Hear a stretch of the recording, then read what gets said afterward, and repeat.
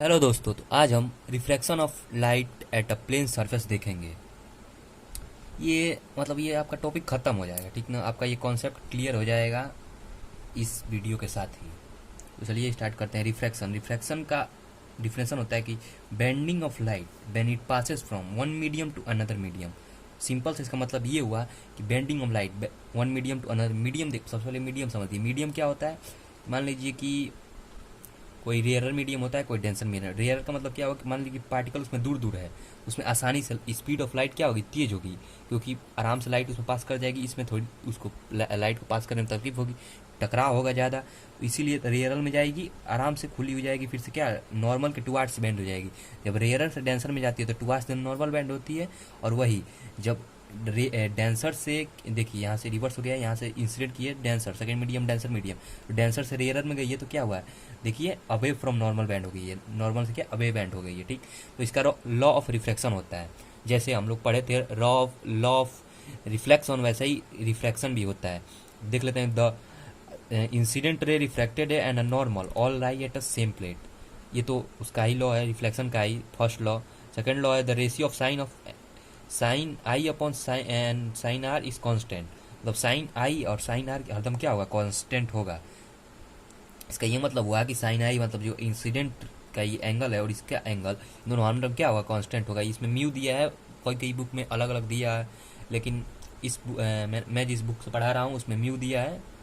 इसका मतलब ये होगा कि फर्स्ट मीडियम से, देखिए यहाँ पे दिया है 1μ2, इसका मतलब क्या होगा, फर्स्ट मीडियम से लाइट सेकेंड मीडियम में जा रही है, तो इसको पढ़ेंगे ऐसे कि refractive index of second medium with respect to first medium. अब रिफ्रैक्टिव इंडेक्स क्या है ये हम आगे देखेंगे।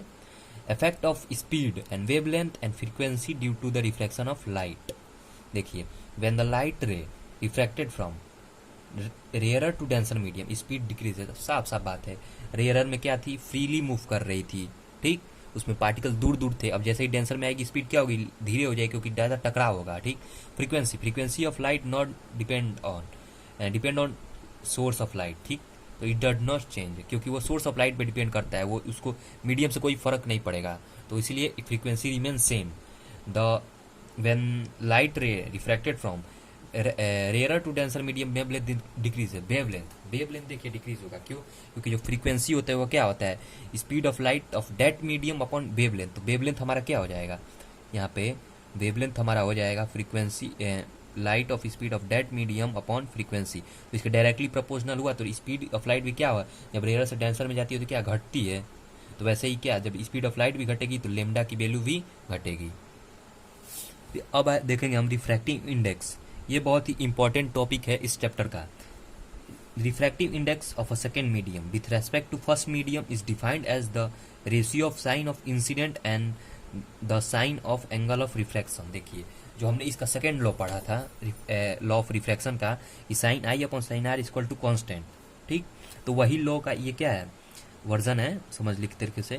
तो रिफ्रैक्टिव इंडेक्स ऑफ उसको इस तरीके से हम कहते हैं, जो मैंने उस बताया था पहले, कि ये मान लीजिए कि 1/1μ2 है, इसको म्यू कहते हैं, मतलब कि लाइट रे फर्स्ट मीडियम सेकंड मीडियम में जा रही है, तो हम इसको क्या कहेंगे, refractive index second medium with respect to first medium, इस क्या कांस्टेंट होगा। तो कभी भी हम लेंगे sine i upon sine r, तो क्या होगा, कांस्टेंट होगा, तो उसी को क्या रिफ्रैक्टिव इंडेक्स कहते हैं। देखिए, इसको म्यू को भी हम एक तरीके से लिख सकते हैं, speed of light in air. देखिए, हरदम इसको एयर में लिया जाता है, ठीक ना, इसीलिए कभी रिफ्रैक्टिव इंडेक्स 1 से मतलब लेस देन नहीं आता है, क्योंकि एयर में स्पीड क्या होती है, सबसे ज़्यादा होती है, ठीक। और उसके बाद जो मीडियम हम ग्लास में, वाटर में जिसमें भेजना है उसका लेते हैं, तो सबसे हाई क्या होती है, एयर में होती है, इसलिए इसका जो रिफ्रैक्टिव इंडेक्स होता है हरदम 1 से ज़्यादा ही आता है, ठीक। अब आता है condition for light passes undeviated. Undeviated मतलब कि क्या, बिना बैंड के लाइट कब पास कर जाएगी, when the angle of incident in zero. मतलब इसका मतलब कि जो एंगल है, ये देखिए, ये जो ये नॉर्मली क्या हो, ये मान लीजिए कि नॉर्मल है, तो जो इसका इंसिडेंट की वैल्यू है क्या है, 0 डिग्री आ जाए, इंसिडेंट एंगल 0, रिफ्रैक्टेड एंगल भी क्या हो जाएगा, 0 हो जाएगा। और सेकंड केस क्या होता है, when the refractive index of medium is same as second medium का फर्स्ट मीडियम के क्या हो, सेम हो, रिफ्रैक्टिव से सेम होगा, साफ सब बातें अनडेविएटेड पास हो जाएगी, ठीक। अब देखेंगे हम principle of reversibility of the path of light. इसका मतलब, इसको थोड़ा ध्यान से देखिएगा, इंपॉर्टेंट टॉपिक है, इससे क्वेश्चन पूछा जाता है।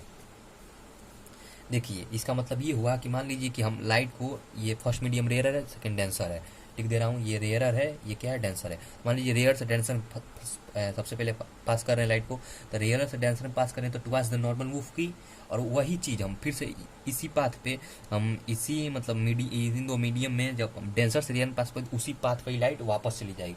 तो चलिए इसको प्रूफ के साथ लिखते हैं। देखिए म्यू 1 म्यू 2 मतलब कि पहले मीडियम सेकंड मीडियम, इसको ये लिखेंगे, और इसी को हम 2 म्यू 1 जब लिखेंगे तो साइन जो है आई था, ये क्या हो जाएगा, साइन आर अपॉन साइन आई। ठीक, अब इन दोनों जो इक्वेशन बनी है, इसको फर्स्ट इक्वेशन मान लेते हैं, इसको सेकंड, इन दोनों इक्वेशन को मल्टीप्लाई करेंगे हम, तो हमको मिलेगा 1 mu 2 into 2 mu 1 equal to sine i upon sine r into sine r upon sine i sine r से साइन आर कैंसिल। तो इसका मतलब ये हुआ कि 1 mu 2 into 2 mu 1 equal to क्या, 1। तो देखिए 1 mu 2 equal to 1 by 2 mu 1। तो इसका मतलब क्या हुआ है, रेसिप्रोकल हो जाएगा। जैसे मान लीजिए कि इससे हम लोग प्रूफ कर लिए थे रेसिप्रोकल हो जाएगा, मान लीजिए उल्टा हो जाएगा। इसी को मान लो कि एक तरीके से हम और लिख सकते हैं कि 2 mu 1 is equal to 1 by 1 mu 2। क्या रिवर्स हो जा रहा है, मान लीजिए जिस पाथ पे गई थी उसी पाथ पे क्या वापस भी आएगी। तो यही होता है principle of reversibility of light path. तो कमेंट करके बताइएगा कि आपको ये वीडियो कैसा लगा। थैंक्स।